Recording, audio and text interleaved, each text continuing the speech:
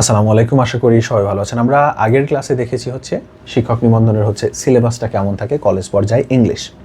এবারে আমরা একটু গত বছরের কোয়েশ্চেনটা ঘাটাঘাটি করব। এখানে কোনো অ্যান্সার সলভ করব না, আমরা অ্যান্সার সলভিং ক্লাসও পরে দিব।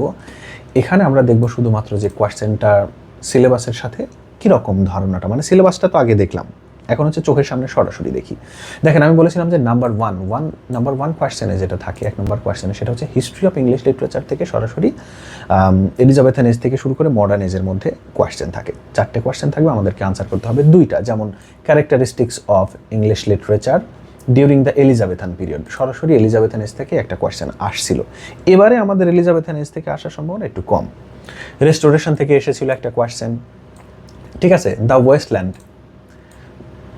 ভাবতে পারেন যে ওয়েস্টল্যান্ড তো ইন্ডিভিজুয়াল অথার থেকে এখানে কেন আসছে, মানে ওয়েস্টল্যান্ড যে রাইটার টি.এস. ইলিয়ট, এটাকে একটা মডার্ন যুগের কবিতা হিসেবে ব্যাখ্যা, অর্থাৎ এটা হচ্ছে ওরা মডার্ন এজ থেকে ধরেছে। তো এরকম মাঝে মধ্যে থাকে, সমস্যা নেই, আমরা মোটামুটি একটা শর্ট সাজেশনস থেকে পড়ব। পরে আসছে হচ্ছে ভিক্টোরিয়ান এজ থেকে, ঠিক আছে। এবার হচ্ছে ইন্ডিভিজুয়াল অথার থেকে সিমিলারভাবে 4টে কোয়েশ্চেন ছিল, এরকমভাবে আমাদের 4টে কোয়েশ্চেন থাকবে। এটা 2 নম্বর প্রশ্নে, এক একটাতে 10 মার্কস করে।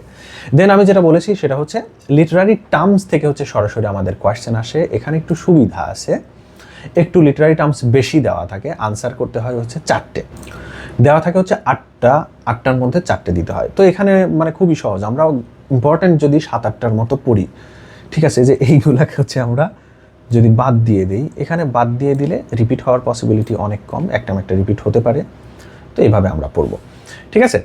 এরপরে যেটা রয়েছে আইডেন্টিফাইং ফিগার অফ স্পিচ কোনটা কোন, যেমন এই যে নাম্বার 1 নাম্বার এটা কোন ফিগার অফ স্পিচ দিয়ে লেখা, এগুলো আইডেন্টিফাই করা কিন্তু বেশ সহজ। আমরা কিছু ক্লাস করলেই পারবো, সেটা হচ্ছে আমাদের 4র্থ কোয়েশ্চেনে থাকে, ঠিক আছে। আর এখান থেকে হচ্ছে আইডেন্টিফাইং যেটা করতে হয় সেটা, এখানে একটা খারাপ ব্যাপার হচ্ছে এখানে অপশান থাকে না, যা থাকে সবই আনসার করতে হয়।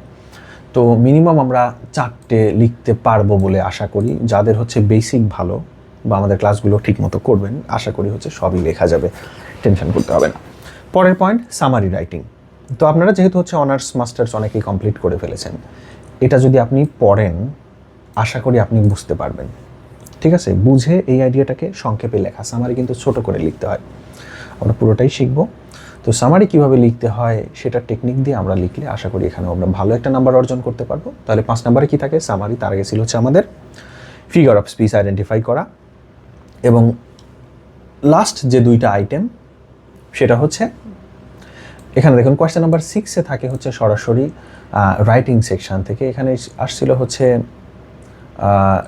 রেজিউমি উইথ ইয়োর, মানে কভার লেটার সহ, এখানে ওইরকমভাবে লেখা নেই, যা মূলত হচ্ছে কভার লেটার সহ CV, write an application to a concerned authority to a renowned college with your resume for the post of English lecturer. English লেকচারের পদের জন্য হচ্ছে অ্যাপ্লিকেশন উইথ ইয়োর রেজিউমি, মানে হচ্ছে সিভি সহ, সিভি রাইটিং এটা, অথবা হচ্ছে এডিটরের কাছে লেটার। তো নর্মালি যেটা হয়, এডিটরের কাছে একবার লেটার আসছে, এবার এডিটরের কাছে না আসার পসিবিলিটি বেশি। সরাসরি যেহেতু আমাদের সিভিটা চলে আসছে, না আসার পসিবিলিটি বেশি। একটু আমরা ধারণা রাখবো অবশ্যই। তবে একটা জিনিস আপনি ঘাঁটলে দেখবেন যে এডিটরের কাছে লেখা চিঠি, এটা আবার রিপিট হয়, মানে এটা আসার পসিবিলিটি বেশি থাকে। তবে যেহেতু গত বেশ কয়েকবার এটা আসছে, এবার আমাদের আসার পসিবিলিটি কম, কিন্তু আমরা রিস্ক নিব না, ঠিক আছে। গ্রামার সেকশন থেকে আমাদের কোয়েশ্চেন নাম্বার 7 এবং 8 থাকে। গ্রামার যেটা বলেছিলাম, যেরকম একটা ওয়ার্ড দেওয়া থাকে সেটাকে আপনাকে ট্রান্সফর্ম করতে হয় অন্য একটা ওয়ার্ডে। যেমন লেখা আছে অপারেট শব্দটাকে আপনাকে অ্যাজেক্টিভে পরিণত করতে হবে, ঠিক আছে। এরকম থাকবে হচ্ছে টোটাল আমাদের অনেকগুলা, আনসার করতে হয় হচ্ছে মূলত 5টি। এখানে অপশান থাকবে এবং শেষে আরেকটা, সেটা এখানে এইভাবে দেওয়া, এটা মূলত হচ্ছে কমপ্লিটিং সেন্টেন্স, অর্থাৎ এখানে ড্যাশ আছে, ঠিক আছে। ড্যাশ দেওয়া থাকবে, নিজের আইডিয়া থেকে হচ্ছে সেন্টেন্স কমপ্লিট করতে হবে, গ্রামাটিক্যালি সেটা যেন কারেক্ট থাকে, ঠিক আছে। এবং এখানেও এগুলো শেখার জন্য গ্রামারের হচ্ছে শুধুমাত্র মানে গুটি কয়েকটা আইটেম শিখলে এগুলো আশা করি সমাধান করা যাবে। তো এই হচ্ছে আমাদের গত বছরের কোয়েশ্চেনটার ধরন আমরা জানলাম।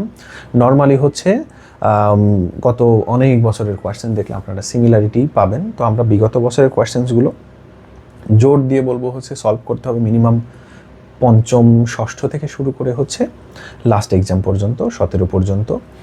তার আগেরগুলা চাইলে করতে পারেন, যদি মানে টেবিলে সারাদিন রাত বসে পড়ার অভ্যাস থাকে, এক্সট্রা করে রাখলেন, সমস্যা কি, তাহলে চাকরি একজনের হলেও সেটা আপনার হয়ে যাবে।